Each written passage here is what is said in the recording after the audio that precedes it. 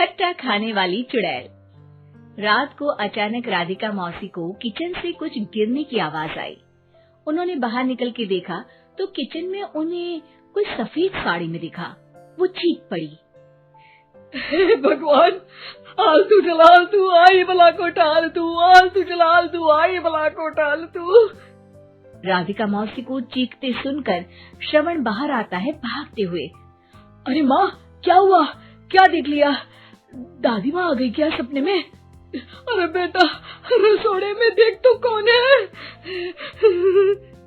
श्रवण रसोड़ी में झांक कर देखता है और उसे कोई नहीं दिखता अंदर। अब रसोड़ी में तो कोई नहीं है माँ। कोई सफेद साड़ी में नहीं है क्या? नहीं माँ, कोई भी नहीं है। चिल्लम चिल्ली की आवाज सुनकर काजल भी वहाँ आ जाती है।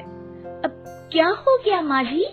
अरे बेटा, रसोड़े में एक चुड़ैल थी सफेद साड़ी में। अरे क्या कर रही थी वो अंदर? अरे बताया नहीं, कल आएगी ना तो पूछ लूंगी। चुड़ैल जी, आपका क्या प्लान है? माँ जी, रात बहुत हो गई है, आपने कोई बुरा सपना देखा होगा, चलिए सो जाइए। राधिका मौसी सोने तो चली जाती है पर उनको रात भर नींद ही नहीं आती। वो कुछ भी उलझुल बातें सोचने लगती है।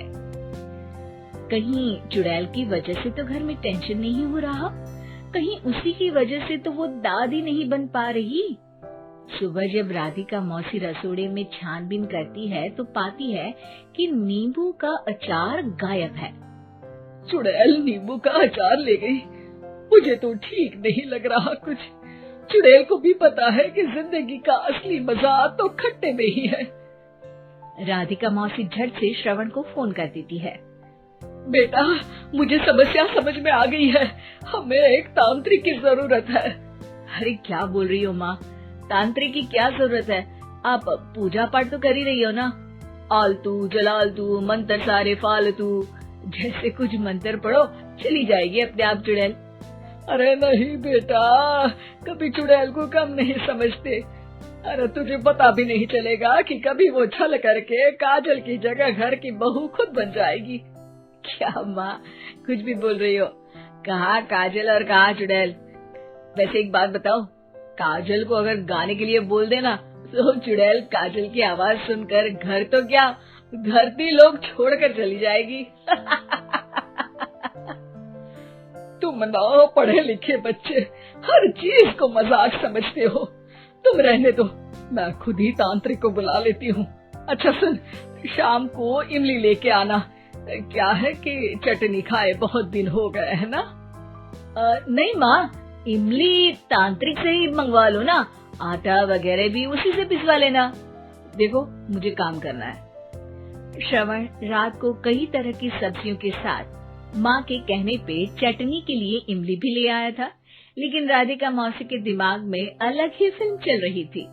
उन्हें अब सिर्फ शक ही नहीं यकीन होने लगा था कि शायद चुड़ैल ने श्रवण पर अपना जाल बिछा दिया था, जिस वजह से श्रवण उनकी बात ही नहीं मान रहा था।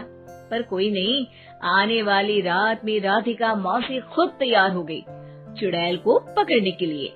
रुद्राक्ष की माला, तुलसी का पत्ता, हनुमान चालीसा सब हाथ के पास ही था, बस चुड़ैल का इंतजार था। और जैसा राधिका मौसी ने सोचा था वैसा ही हुआ।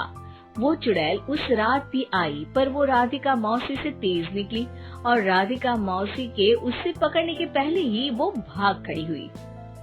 जरूर बहू पे साया है उस चुड़ैल का, तभी तो श्रवण के कमरे में गई है। और अगली सुबह राधिका मौसी पिछली रात हुए हमले में किन चीजों का नुकसान हुआ उसका हिसाब लगा रही थी।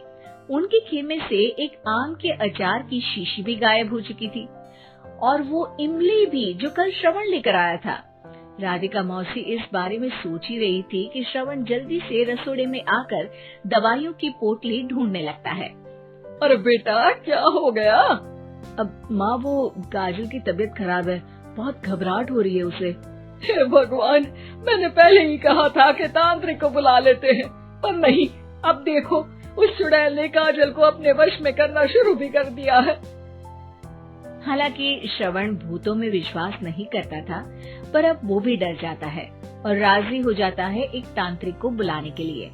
कुछ ही घंटों में तांत्रिक आ जाते हैं और राधिका मौसी तांत्रिक जी को सब बता देती है। घोर संकट, घनघोर संकट, चुड़ैल को मारू जोर चाकट, ओम भट स्वाहा खटखा के आहा। अरे ये क्या मंत्र है? मेरे खुद के ओरिजिनल मंत्र है, कल रात को ही लिखे हैं, अच्छे लगे तो दाद चाहूंगा। एक और मंत्र सुनो, अर्ज किया है आब्राकडाब्रा, दिल्ली बम्बई आगरा, चंदा मामा सोवरले सुरन मामू जारा। ये मंत्र है? अरे कोई 40 वालीसा पढ़ो ना। वक्त कम है, 40 नहीं पड़ेंगे, 20-25 में काम चलाना पड़ेगा। अलग निरंजन जाके लंदन, मुफ्त का मंजान घिस मेरे नंदन। अरे जल्दी करो तांत्रिक जी, जल्दी करो। तांत्रिक अपने उल झलूल मंत्र पढ़ने लगता है। श्रवण को तांत्रिक पे शक होता है। वो अपने एक डॉक्टर दोस्त को कॉल कर देता है ताकि कोई अनहोनी हो तो इमरजेंसी में चीजें मैनेज हो जाए। तांत्रिक धुनी रमाता है, जिसकी वजह से कमरे में काफी धुआं हो जाता है और जिसकी वजह से बहू की घबराहट बढ़ जाती है। अब भागेगी चुड़ैल। हाँ। बहू खांसते हुए धुएं से बचने के लिए बाहर चली जाती है। अरे भाग रही है, भाग रही है। पीछे पीछे श्रवण भी जाता है।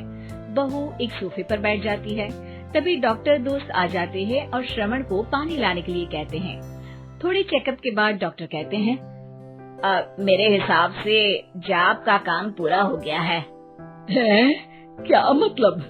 अरे कुछ भी नहीं माँ, कोई चुड़ैल नहीं है, खुशखबरी है, अब दादी बनने वाली है।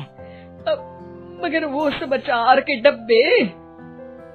श्रवण दोनों अचार के डब्बे अपनी माँ को दिखाता है, जो कि उनके बिस्तर के नीचे छुपे हुए थे।